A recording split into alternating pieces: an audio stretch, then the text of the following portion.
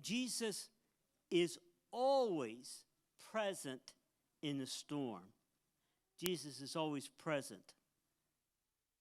In verse 38, but he was seen in the stern, asleep on a pillow. And they awoke him and said to him, Teacher, don't you care that we are perishing? So Jesus is asleep on the stern. Now, see, I know so little about the Navy that I had to look up and find out what the stern is. Right? It's the back of the ship. Why didn't they just say that, the back of the ship? Why do you have to say stern? I don't know. But anyways, they were in the back of the ship.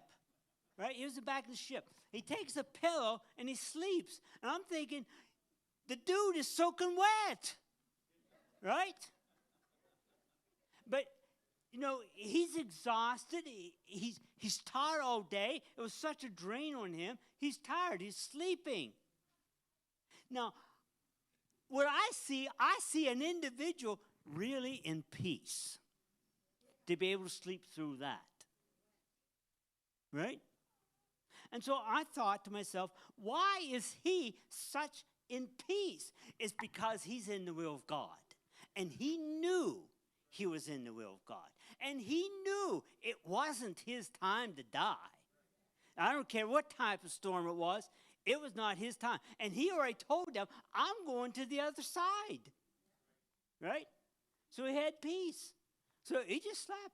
Now, if they really understood who Jesus was, and really understood the power of Jesus, they would have been asleep too.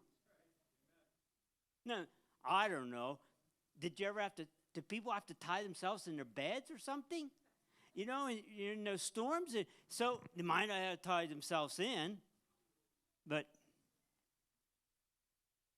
what Mark is trying, if you look at the Gospel of Mark, the Gospel of Mark is trying to show the humanity of Jesus, right? He was tired, right?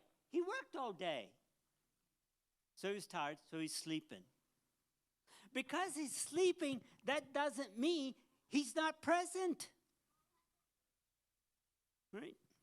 So, if you remember the 3 Hebrew children, whoa, you know, now you're talking about being in a storm, right?